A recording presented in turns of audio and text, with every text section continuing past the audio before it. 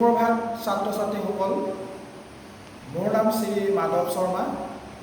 মই কৰঙাঁও উচ্চতৰ মাধ্যমিক বালিকা বিদ্যালয়ত শিক্ষকতা কৰোঁ। আজি আমি আলোচনা কৰিবলৈ লোৱা বিষয়টো হ'ল দুটা চলকত ৰৈখিক সমীকৰণৰ জোৰ আৰু ইয়াক জ্যামিতিকভাৱে কেনেদৰে প্ৰদৰ্শন কৰিব পাৰি। তলৰ ক্লাছত তোমালোকে সৰল ৰৈখিক সমীকৰণ কাক বোলে শিকি আহিছা। এটা চলকযুক্ত ৰৈখিক সমীকৰণ, দুটা চলকযুক্ত ৰৈখিক সমীকৰণৰ বিষয়ে তোমালোকে জানা। তথাপিতো আমি মনত পেলাইছিলোঁ তোমালোকক বিষয়টোৰ ভিতৰলৈ যাবৰ সুবিধা হ'বৰ কাৰণে। দুটা চলকযুক্ত ৰৈখিক সমীকৰণনো কাক বোলে। তোমালোকে এই চাৰ্টখনলৈ মন কৰা, এটা সমীকৰণৰ আৰ্হি ax + by + c = 0, য'ত a b c বাস্তৱ সংখ্যা আৰু a আৰু b দুয়োটাই শূন্য নহয়, তেনেহ'লে ইয়াক দুটা চলকযুক্ত ৰৈখিক সমীকৰণ বোলা হয়। উদাহৰণস্বৰূপে 1 নম্বৰ, x + 2y = 6 বা x + 2y - 6 = 0। ইয়াত a = 1, b = 2, c = -6। 2 নম্বৰ সমীকৰণত 3x + 4y + 12 = 0। ইয়াত a = 3, b = 4, c = 12। এইখিনিতে এটা কথা মনত ৰাখিব লাগিব, তোমালোকে জানা পাই অহা কথা, ax + b = 0 আৰ্হিৰ সমীকৰণবিলাকো দুটা চলকযুক্ত ৰৈখিক সমীকৰণৰ উদাহৰণ। কাৰণ এইবিলাকক ax + 0 × y + b = 0 ৰূপত প্ৰকাশ কৰিব পাৰি। উদাহৰণস্বৰূপে 3x - 4 = 0, 3x + 0 × y + -4 = 0 ৰূপত লিখিব পাৰি। এতিয়া চোৱা, দুটা চলকযুক্ত ৰৈখিক সমীকৰণৰ জোৰ মানেনো কি? ধৰা হওক 2x + 3y - 5 = 0, x - 2y - 3 = 0। এই দুটা ৰৈখিক সমীকৰণ। একে দুটা x আৰু y চলকত আছে, দুইটা সমীকৰণৰ চলক একেটাই।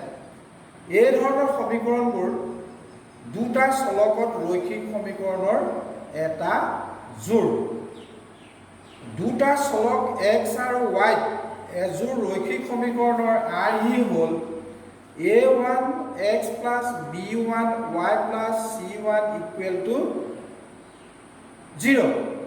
ইয়াত a1² + b1² ≠ 0, শূন্যৰ সৈতে সমান নহয়। a1 ৰ বৰ্গ b1 ৰ বৰ্গৰ যোগফলটো শূন্যৰ সৈতে সমান নহয়।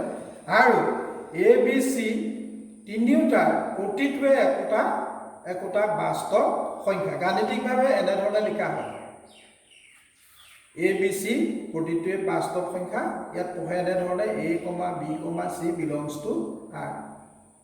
আৰু 2 নম্বৰ সমীকৰণত a2x + b2y + c2 = 0, এইটো ইয়াৰ নিচিনা একে। আৰু ইয়াত a2² + b2² ≠ 0। সেইদৰে a2, b2, c2 প্ৰতিটোৱে একোটা বাস্তৱ সংখ্যা।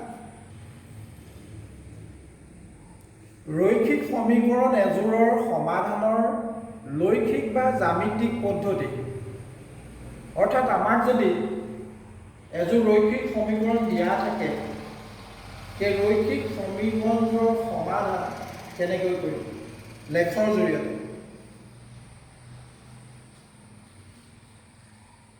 দুটা চলকত এটা ৰৈখিক সমীকৰণৰ জ্যামিতিক প্ৰদৰ্শনটো এটা সৰলৰেখা। এই কথা তোমালোকে জানা। দুটা চলকত এযোৰ সমীকৰণৰ জ্যামিতিক প্ৰদৰ্শন কেনেকুৱা হ'ব, সেই বিষয়ে আমি এতিয়া আলোচনা কৰিব লাগিব। এখন সমতলত দুটা সৰলৰেখা দিয়া থাকিলে তলৰ তিনিটা সম্ভাৱনাৰ ভিতৰত মাত্ৰ এটাহে থাকিব পাৰে। দুইটা সৰলৰেখা এটা বিন্দুত কটাকটি কৰিব, নতুবা দুইটা সৰলৰেখাই কটাকটি নকৰে, বা দুইটা সৰলৰেখাই মিলি যাব, এডাল আনডালৰ লগত মিলি যাব। 1, 2, 3 উক্তিকেইটাৰ সত্যতাৰ বিষয়ে জানিবলৈ আমি এটা চেষ্টা কৰিব লাগিব। আমি এটা তিনিটা উদাহৰণ লওঁ, সেই তিনিটা উদাহৰণৰ জৰিয়তে এই তিনিটা উক্তি সঁচা নে মিছা সেই বিষয়ে আমি জানিব লাগিব। এতিয়া উদাহৰণ 1ত x - y + 1 = 0 আৰু 3x + 2y - 2 = 0 এই সমীকৰণ দুটাৰ আমি লেখ অংকন কৰিব লাগিব। সমীকৰণ দুটাৰ পৰা আমি মান নিৰ্ণয় কৰিব লাগিব। প্ৰথম সমীকৰণটো x - y + 1 = 0 পৰা আমি y মানটো উলিয়াই লৈছোঁ, y = x + 1। ইয়াৰ পৰা আমি এখন টেবুল বনাইছোঁ, তালিকাখনৰ ওপৰতে x ৰ মান, তলত এইটো y মান, এইটো তোমালোকে জানা এইবিলাক। ইয়াত x ৰ মানৰ কাৰণে আমি y এটা মান পাম। এইটো 3 হ'লে 3 × 4 হ'ব, 0 হ'লে 1 হ'ব, 5 হ'লে 5 × 1 = 6 হ'ব। 2 নম্বৰ সমীকৰণটো 28x + 2y - 12 = 0। ইয়াৰ পৰা আমি y মানটো এনেধৰণে উলিয়াই ল'লোঁ, 12 - 3x/2। তালিকা প্ৰস্তুত কৰিলোঁ, ওপৰত x তলত y। x ৰ প্ৰতিটো মানৰ কাৰণে আমি এনেকৈ একোটা মান পাম। 0 ৰ কাৰণে 6, 2 ৰ কাৰণে 3, 4 ৰ কাৰণে 0। ইয়াত এইটো মান বহুৱাই দিলে হ'ল আৰু x = যদি 0 বহোৱা 3, 0, 0, 12 থাকিলে 2 ছবাৰ যাব। তেনেকৈ এইকেইটা মান তোমালোকে পাবা আৰু তলৰ শ্ৰেণীত শিকি আহিছা, সেইকাৰণে বেছি আমি ব্যাখ্যা নকৰোঁ আৰু ইয়াত। প্ৰথমতে আমি তালিকাকেইখন বনাই লৈছোঁ প্ৰতিটো উদাহৰণৰ কাৰণে, পিছত আমি লেখ অংকন কৰিম। উদাহৰণ 2টো আছে 2x - y + 3 = 0, 6 - 3y + 9 = 0। এই সমীকৰণ দুটা লেখ আঁকিব লাগে। প্ৰথম সমীকৰণটো এইটো 2x - y + 3 = 0। ইয়াৰ পৰা y মান 2x + 3। এতিয়া x ৰ প্ৰতিটো মানৰ কাৰণে আমি এনেকৈ y মান পাম। এইটো সমীকৰণটো তেনেকৈ 6x - 3y + 9 = 0। y মানটো হ'ল এইটো, ইয়াত আমি এনেকৈ বহুৱাই লৈছোঁ। x ৰ মান 0 হ'লে 3 হ'ব। এনেদৰে আমি বাকী দুটা মান পাম। 3 নম্বৰ সমীকৰণ দুটা হৈছে 2x + 4y - 12 = 0 আৰু x + 2y - 4 = 0। ইহঁতৰ আমি লেখ আঁকিব লাগিব। ইয়াৰ পৰা আমি মান নিৰ্ণয় কৰিছোঁ সমীকৰণৰ পৰা 2x + 4y - 12 = 0। ইয়াৰ পৰা y মানটো এনেদৰে নিৰ্ণয় কৰি লৈছোঁ। পিছত x ৰ মান প্ৰতিটো মানৰ কাৰণে আমি এই y মান পাম। তেনেকৈ এইটো 2 নম্বৰ সমীকৰণটোত x + 2y - 4 = 0। ইয়াৰ পৰা y মানটো এনেকৈ হ'ব। তালিকাখন প্ৰস্তুত কৰিব লাগিব। x ৰ প্ৰতিটো মানৰ কাৰণে আমি y একোটা মান পাম, এনেকৈ তালিকা প্ৰস্তুত কৰিব লাগিব। তোমালোকে খালি এটা কথা মনত ৰাখিবা, অতি কমেও আমাক 3 যোৰ মান লাগিব। 3 যোৰ মান ল'লে লেখডাল আঁকিবলৈ সুবিধা হয়। দুটাও নল'বা, 3টাতকৈ বেছিও নল'বা। ল'লেও যে ভুল হ'ব তেনে কথা নহয়, একো অসুবিধা নহয়, একো ভুল নহয়। কিন্তু 3টা মান ল'লে তোমালোকে আঁকি ভাল পাবা, 3টা মানে যথেষ্ট। ছাত্ৰ ছাত্ৰীসকল, এইখিনি লেখ আঁকিবৰ কাৰণে আমাক চক কাগজৰ প্ৰয়োজন হ'ব, বা চক কাগজ নোহোৱাকৈও আমি বগা কাগজত লেখ অংকন কৰিব পাৰোঁ। অকণমান অসুবিধা হয় জোখ মাখৰ ক্ষেত্ৰত, কিন্তু হ'লেও আঁকিব পাৰি। এতিয়া 1 নম্বৰ উদাহৰণটোত আমি এইখিনি মান পাইছিলোঁ। x আৰু y মান এনেধৰণে 3, 4, 0, 1, 5, 6। আমি চিত্ৰ 1ত সেইটো প্ৰদৰ্শন কৰিছোঁ। 3, 4 এইফালৰ পৰা 3 ওপৰত 4, এইটো 3, 4 বিন্দু।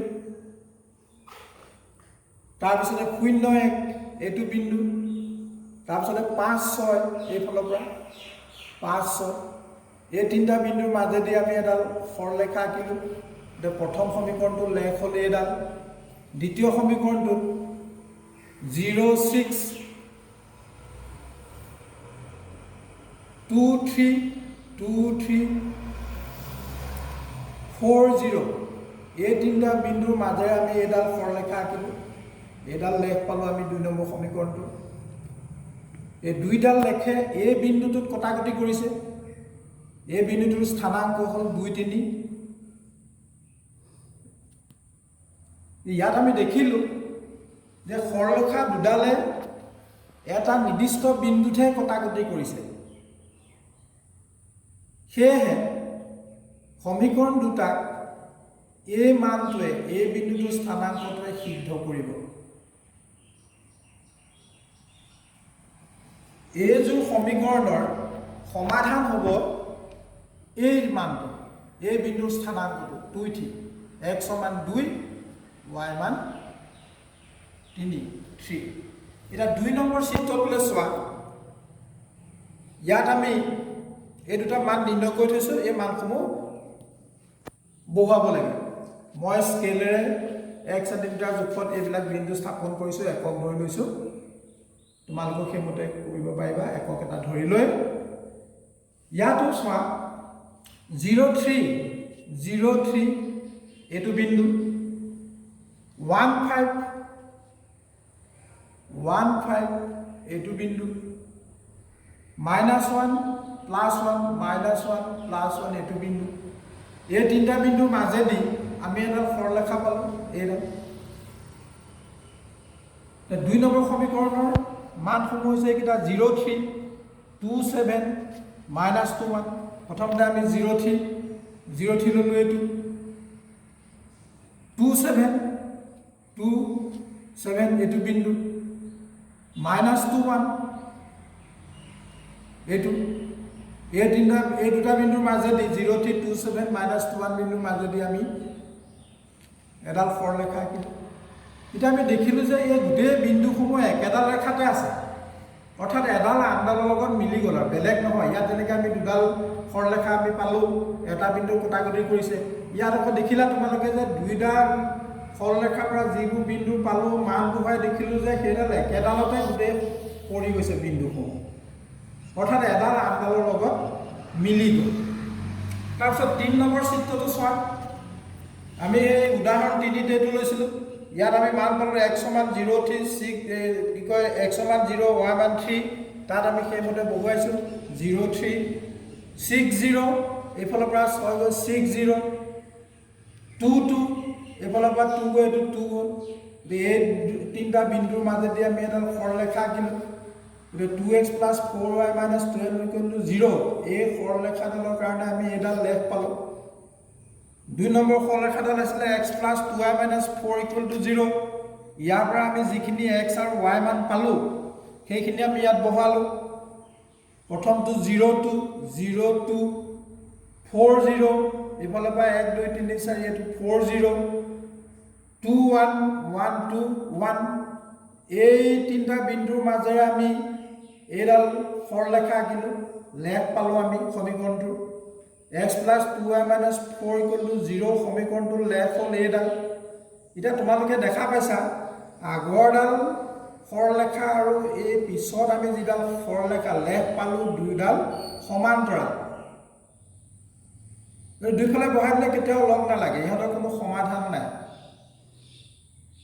ইহঁতৰ কোনো এই দুটা সমীকৰণৰ কোনো সমাধান নাই আমি সমাধান নাপাওঁ সেইকাৰণে ইহঁত সংগত নহয় তোমালোকে এইটো যদি চোৱা আমি মাত্ৰ এটাহে মূল বা ইয়াত 20 পাওঁ x ৰ কাৰণে 2 y কাৰণে 3 পালোঁ এটা বিন্দুতে কটাকটি কৰিছে গতিকে এই ৰেখা দুডালক সংগত বুলি কয় ৰেখা দুডাল সংগত তাৰমানে ইহঁতৰ সমাধান আছে সমাধান মাত্ৰ এটা আছে অদ্বিতীয় ছেকেণ্ডটো নন আমি এটাহে মান পাওঁ এইটো 2 আৰু 3 এটাহে মান পাওঁ এইটো দেখিলে এটা আনটোৰ লগত মিলি গৈছে এইটো সমাধান কৰিব পৰা যাব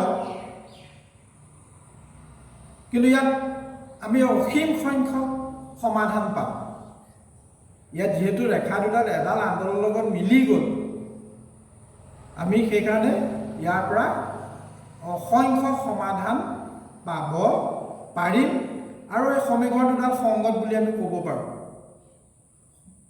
আমি সংগত বুলি ক'ব পাৰোঁ তেতিয়াহ'লে আমি এই তিনিটা লেখৰ পৰা দেখিলোঁ যে দুটা সমীকৰণ সংগত দুই ক্ষেত্ৰত হয় এইটো কটাকটি কৰিলে ইয়াত মাত্ৰ এটা পাম আৰু দুডাল যেতিয়া এডাল আনডালৰ লগত মিলি যাব আমি তেতিয়া পাম, তেতিয়া সংগত হয়। ইয়াত যেনিবা এই ক্ষেত্ৰত সংগত হ'লে আমি অসীম সংখ্যক সমাধান পাম, এইটো ক্ষেত্ৰত আমি এটা মাত্ৰ সমাধান পাম।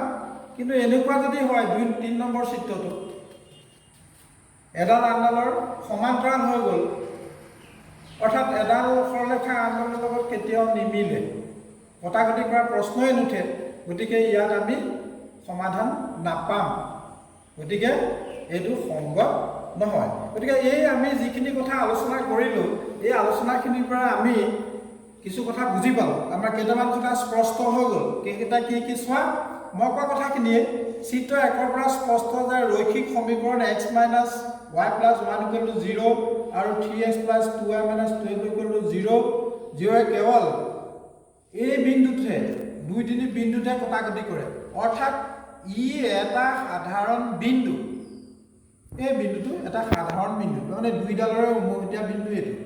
গতিকে দুটা চলকত এই ৰৈখিক সমীকৰণযোৰৰ এটা আৰু মাত্ৰ এটাহে সমাধান আছে বা এটা অদ্বিতীয় সমাধান আছে, সেইকাৰণে এইটো সংগত সমীকৰণ।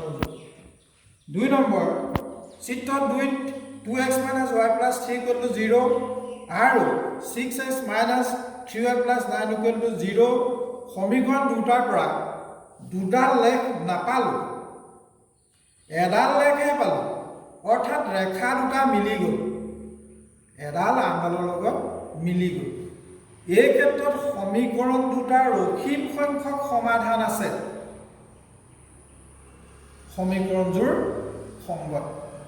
3 নম্বৰত আমি দেখা পাইছোঁ কি, চিত্ৰ 3 পৰা দেখা গ'ল সমীকৰণ 2x + y - 12 = 0 আৰু x + 2y - 4 = 0ৰ পৰা পোৱা লেখ দুডাল সমান্তৰাল। এই ক্ষেত্ৰত সমীকৰণ দুটাৰ পৰা কোনো সমাধান পোৱা নাযায়, গতিকে সমীকৰণযোৰ সংগত নহয়, অৰ্থাৎ অসংগত সমীকৰণ। গতিকে আমি এই তিনিটা লেখাৰ পৰা এইকেইটা কথা আমাৰ স্পষ্ট হৈ গ'ল। আৰু আমি প্ৰথমতে যে লিখি দিছিলোঁ বা কৈছিলোঁ তোমালোকক যে দুইটা সৰলৰেখা এটা বিন্দুত কটাকটি কৰিব পাৰে, দুটা সৰলৰেখা কটাকটি নকৰে, দুটা সৰলৰেখা মিলি যাব পাৰে। গতিকে তিনিওটাই আমি ইয়াত দেখা পালোঁ। এখন সমতলত দুটা সৰলৰেখা দিয়া থাকিলে তলত আমি এই তিনিটা কথা লিখিছিলোঁ, এই তলৰ তিনিটা সমাধানৰ ভিতৰত মাত্ৰ এটাহে থাকিব পাৰে, যিকেইটা কথা আমি এই চিত্ৰকেইটাৰ পৰা আমাক পৰিষ্কাৰ হৈ গ'ল। এই ক্ষেত্ৰত দেখিলোঁ দুইটা সৰলৰেখা এটা বিন্দুত কটাকটি কৰিব পাৰে, কটাকটি নকৰে, এইটো ক্ষেত্ৰত কটাকটি নকৰে, আৰু এইটোত মিলি যাব পাৰে, দুইটা সৰলৰেখাই মিলি যাব পাৰে। আজিলৈ ক্লাছ সামৰিছোঁ। পৰৱৰ্তী সময়ত আমি দুটা চলকযুক্ত ৰৈখিক সমীকৰণৰ বীজীয় পদ্ধতিৰ বিষয়ে আলোচনা কৰিম। তোমালোকে ঘৰত এইখিনি পঢ়িবা, আৰু বুজি নাপালে পৰৱৰ্তী ক্লাছত তোমালোকে সুধিব পাৰিবা।